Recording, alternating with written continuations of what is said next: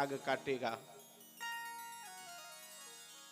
परीक्षित जी को जैसे ही ज्ञात हुआ कि हमें साप हो गया है, भगवती श्री गंगा जी के तट पर वो आ गए।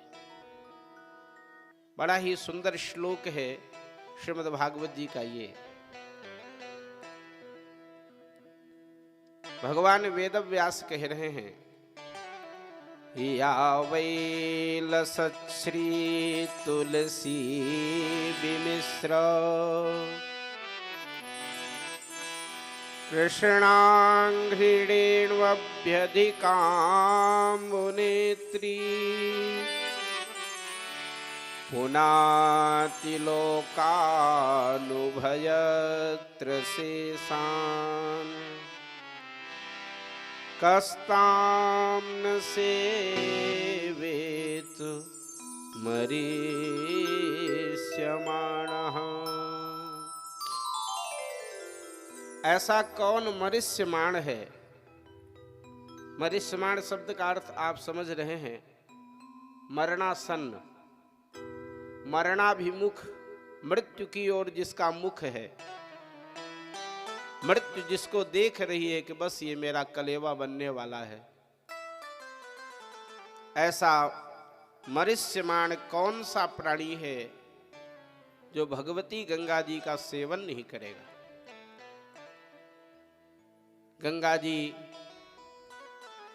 भगवान के श्री चरण से प्रकट हुई हैं।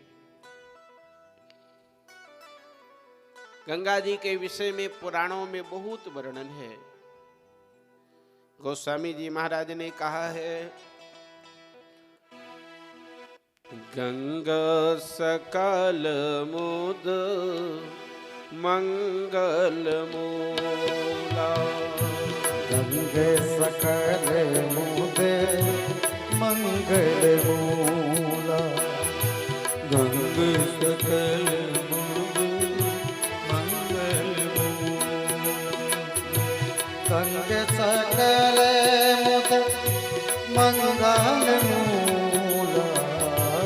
गंगे सकल मुद मंगल मूला।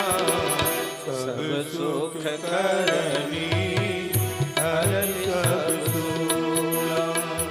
सब सुख करनी हर सब सूला।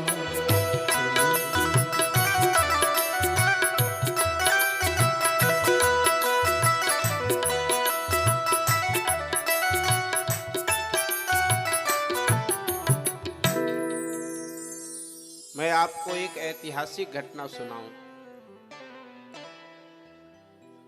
यवन काल में, जिस समय भारत में यवन काल चल रहा था, दारा सिकोह नाम का एक यवन शासक हुआ। संस्कृत से उसका बड़ा अनुराग था। उसके यहां बड़े बड़े विद्वान आया करते थे।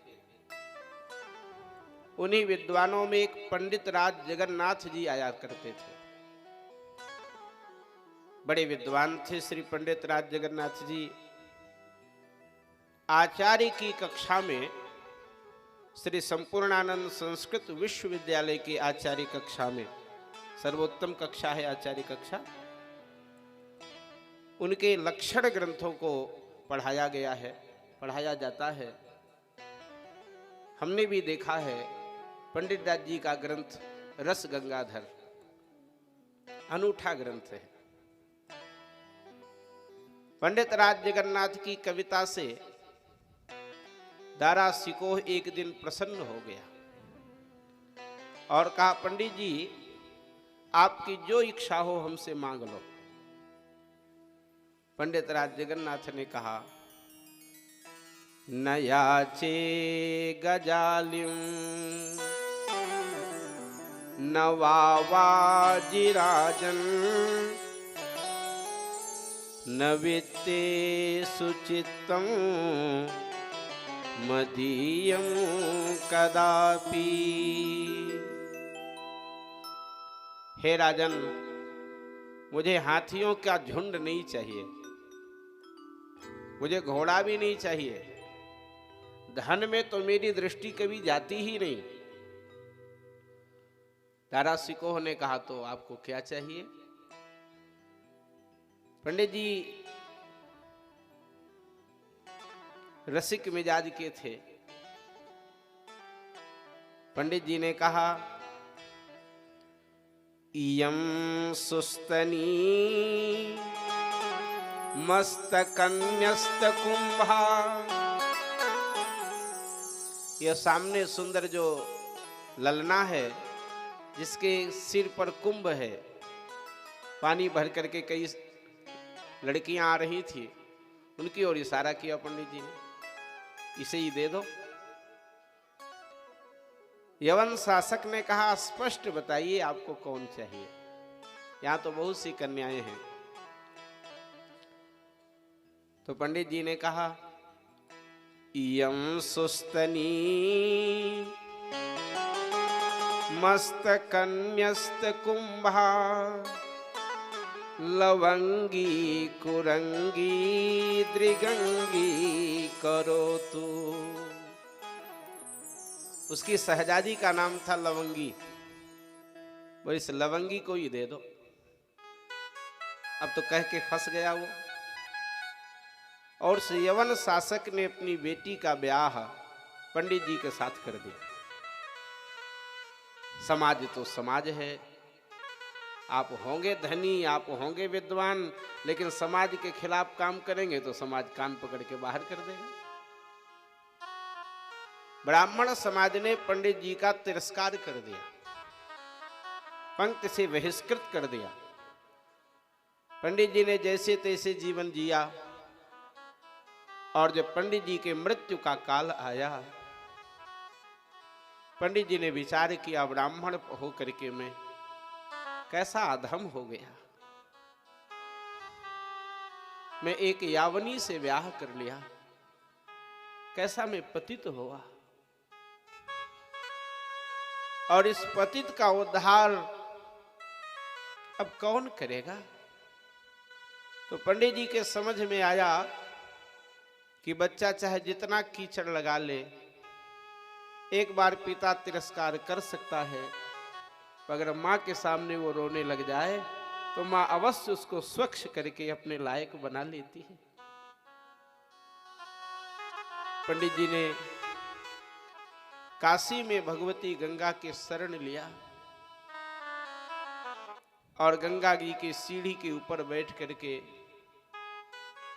पंडित जी ने गंगा लहरी नाम ग्रंथ की रचना किया। एक एक श्लोक गंगा जी के महिमा में गाते थे और गंगा जी एक सीढ़ी चढ़ती थी, दूसरा श्लोक पूरा हुआ, दूसरी सीढ़ी चढ़ जाए। और जैसे ही गंगा लहरी की फलश्रुति गाया पंडित जी ने, गंगा जी ऊपर आकर के पंडित जी को अपने धारा में समेट ली। वो जो यावनी थी वो और ऊपर सीढ़ी में बैठी थी। उसने कहा, ये तो ब्राह्मण था, सनातनी था, पतित तो हो गया था, लेकिन था तो आपका ही। अगर आप वास्तव में जगदम्बा हैं, मैं आपको जगदम्बा तभी मानूंगी जब आप हमको भी अपने गोद में शरण दीजिए। इतना कहना था कि माता गंगा जी की धारा बढ़ी और उस यवन कन्या को भी अपने धारा में समेट करके सदा सर्वदा के लिए अपने गोद में संभाल ली। ये कोई बहुत दिन की बात नहीं है, इसी कलयुग की बात है और यवन काल की बात है। गंगा जी प्रत्यक्ष मां है। गंगा जी भगवान के चरणामृत हैं। महाराज परीक्षित आज भगवती गंगा जी के श्री चरणों में आके बैठ गए। व्यास जी कहते हैं, ऐसा कौन अभागा होगा जो गंगा जी का तट छोड़ेगा। हम लोग कितने भाग्यशाली हैं। हम तो कभी कभी विचार करते हैं, भगवान ने कितना अनुग्रह किया, मानव तन दिया, सर्वांग दिया, सभ्य लोगों के बीच में बैठने का अवसर दिया, अपने श्री चरणों से जोड़ा और श्री तीर्थ राजप्रयाग में वास करने का सौभाग्य दिया। और इसके बाद भी अगर हम भगवान